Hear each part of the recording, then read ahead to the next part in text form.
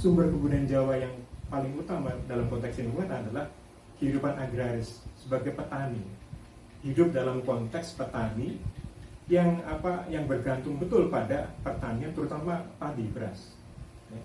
Karena sumber utama pokok adalah beras. Jadi persawahan itu sejak masa-masa sebelum pengaruh Hindu Buddha, datangnya agama Buddha lain itu, kita sudah bersumber pada agrarisme tentang menanam padi. Sehingga kita ada mitos Dewi Sri. Itu sangat kuno, bergantung pada alam. Itu simbol Dewi Sri, simbol buat alam. Ya. Jadi bergantung pada alam adalah bagaimana mempertahankan mitos Dewi Sri itu sangat kuno. Jadi karakter kebudayaan Jawa yang utama adalah karakter agraris. Apa karakter agraris? Berserah diri pada alam, bergantung pada alam. Dia sangat berteman, harmonisasi terhadap alam. Karena tidak ada lain selain dia bergantung pada alam.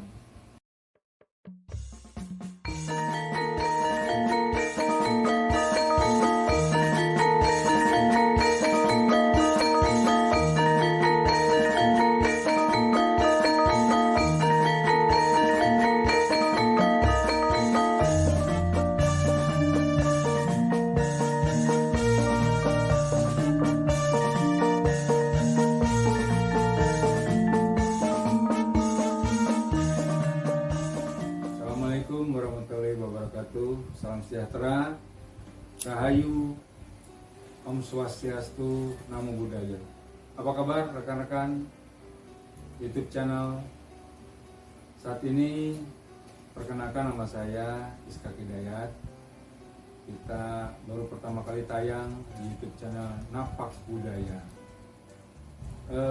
Perlu sebelumnya saya jelaskan, YouTube channel ini dimaksudkan untuk bisa meningkatkan, memperdalam juga pemahaman ya, mengenai kebudayaan Nusantara, khususnya budaya Jawa.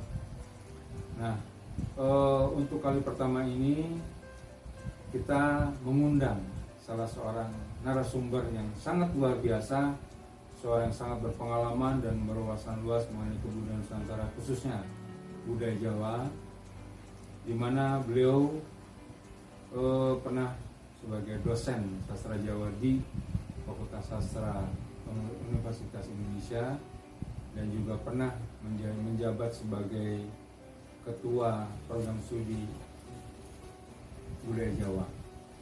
Nah, saat ini beliau sudah purna bakti dan sebagai salah seorang pemerhati budaya, dan bisa mungkin saya katakan sebagai seorang budayawan karena kedalaman wawasannya mengenai budaya Jawa. Nah, kita akan coba berbincang-bincang berbagai topik yang sangat menarik ya. Dan saya yakin rekan-rekan banyak juga yang memiliki topik-topik yang mungkin menarik. Kami silakan setelah di YouTube channel ini nanti bisa disampaikan di kolom komentar. Baik, saya perkenalkan dulu, apa kabar Bapak Prapto Yono? Ya, kabar baik. Mas Is saja ya, Mas. Boleh, silakan. Terima kasih diundang AA juga untuk boleh. pertama kali ya. Kan pertama kali ya. Baik, terima kasih sekali lagi saya sampaikan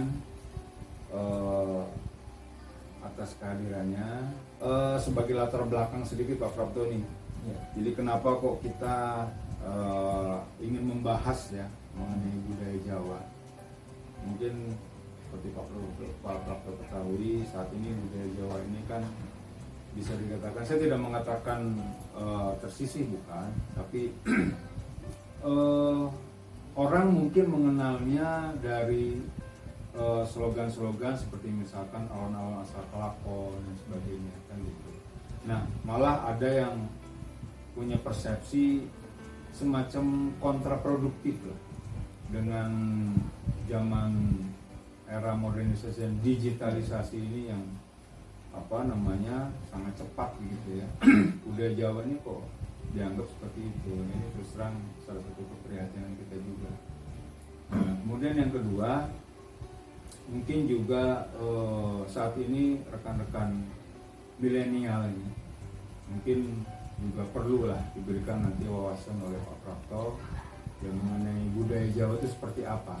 Dan tentunya dalam budaya ini kan pasti ada semacam apa daya, bukan daya lah, semangat apa, satu faktor yang produktif atau yang positif ya dari budaya Jawa. Nah, nanti mungkin saya ingin wawasan dari Pak Prapto tentang hal tersebut. Nah, tapi sebelumnya mungkin saya akan meminta penjelasan dari Pak Prapto mengenai budaya Jawa itu seperti apa. Nah, ini mohon maaf, saya perlu kasih sedikit perspektif mungkin ya, sedikit sudut pandang. Kebetulan saya juga ya agak sedikit riset lah, riset kecil. Jadi ada perspektif budaya Jawa. Jawa ini sendiri kan disematkan menjadi nama Pulau Jawa, kan gitu Bapak. Nah, Pulau Jawa itu ada Jawa Barat, Jawa Tengah, Jawa Timur. Nah, dari yang saya dapatkan ini katanya Jawa Kulon, Jawa Barat, ya kan, itu ada tradisi sendiri. Kemudian Jawa Tengah, DIY Solo tersendiri. Jawa Timur juga demikian, mungkin juga sampai ke Bali, kan gitu.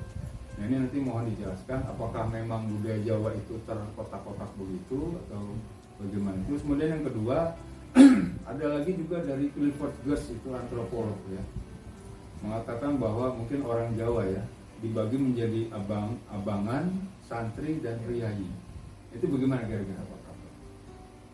Ya, itu sebetulnya pertanyaan dua periode sangat jauh sekali ya. Tapi saya perlu sedikit ke belakang menjelaskan yang mendasar dulu ya. Kalau kita bicara kebudayaan Jawa, saya harus sampaikan dulu mengenai apa itu kebudayaan. Jadi begini, kalau kita bicara budaya, per definisi saya kira antropolog, sosiolog punya definisi sendiri mengenai itu ya, bagian antropologi budaya. Nah, tetapi intinya atau pada pokoknya kebudayaan adalah ya, secara umum ada semua hasil karya manusia. Nah, sekarang sumbernya apa sebetulnya? Ya, kehidupan sosial masyarakat sejak masa-masa bagaimana orang-orang Jawa yang tinggal di Jawa Tengah, Jawa Timur membangun masyarakatnya. Ya. Karena membangun masyarakat itu kan dipengaruhi oleh lingkungan alam, geografi dan sebagainya. Sampai contoh begini saja. Sumber kebudayaan Jawa adalah karakter orang Jawa ya, yang dipengaruhi oleh lingkungan, misalnya alam. Apa yang sangat berpengaruh adalah kehidupan agraris. Jadi sumber kebudayaan Jawa yang paling utama dalam konteks lingkungan adalah kehidupan agraris sebagai petani. Hidup dalam konteks petani yang bergantung betul pada pertanian, terutama padi, beras. Ya. Karena sumber utama pokok adalah beras. Jadi persawahan itu sejak masa-masa sebelum pengaruh Hindu Buddha, datangnya agama budaya lain itu, kita sudah bersumber pada agrarisme tentang menanam padi. Sehingga kita ada mitos Dewi Sri. Itu sangat kuno, bergantung pada alam. Itu simbol Dewi Sri, simbol buat alam ya. Jadi bergantung pada alam adalah bagaimana mempertahankan mitos Dewi Sri itu sangat kuno. Jadi karakter kebudayaan Jawa yang utama adalah karakter agraris. Apa karakter agraris? Berserah diri pada alam, bergantung pada alam. Dia sangat berteman, harmonisasi terhadap alam. Karena tidak ada lain selain dia bergantung pada alam. Ya. Jadi sehingga maksudnya dekat pada sikapnya adalah pasrah misalnya ya. Itu sumbernya adalah harmonisasi, keselarasan terhadap alam. Oke. Jadi dia sangat dekat terhadap alam. Apakah alam itu kelihatan kasat mata maupun tidak kasat mata? Dia menjadi bagian harmonisasi kehidupan orang Jawa karena dia agraris. Jadi kalau bisa itu satu sumber ya, satu sumber yang mempengaruhi karakternya adalah lingkungan alam. Dengan mata pencariannya gitu. Ya. Jadi itu sangat mempengaruhi dasar kebudayaan Jawa.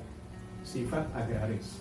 Jadi keselarasan dengan alam, harmonisasi. Pada akhirnya sikap sumarah akhirnya pasrah begitu, ya? Disimpulkan secara filosofi begitu nanti. Pasrah terhadap alam. Pasrah. Karena dia bergantung. Ya, dia sangat niteni mencatat semua kejadian alam. Sehingga kan ada nanti cara menanam kapan ya. Bulan ini itu ada catatannya. Ya, ada catatannya kapan dia menanam padi, kapan menuai padi, harus bagaimana nanti menyimpannya, dan itu betul-betul dicatat. Ya. di dalam catatan ya sekarang kalau kita baca Primbon isinya itu banyak semacam itu. Ya. Jadi mohon maaf Pak Prof. Jadi kalau bisa disimpulkan sedikit, sumber daripada atau dasar ya, tadi pertanyaannya kan dasar ya, dasar budaya Jawa itu adalah sikap sumarah atau pasrah terhadap alam yang katakanlah dilakukan oleh para petani ya, kan gitu. Nah, kalau berarti kalau seperti itu hampir dikatakan tidak ada ya semacam kitab atau naskah atau tulisan lah ya, yang bisa dijadikan katakanlah mungkin pedoman. Ini loh dasar budaya Jawa. Begini, ini kita masuk sejarah kebudayaan kalau begitu pertanyaan itu. Artinya begini, ketika belum ada pengaruh asing, terutama India, justru ketika India hadir mempengaruhi Jawa, orang-orang Jawa, kita baru masuk menjadi bangsa sejarah. Karena mereka membawa tulisan kan. Jadi memori-memori kolektif yang lisan itu dikumpulkan akhirnya ditulis. Jadi budaya tulis menulis justru dari luar.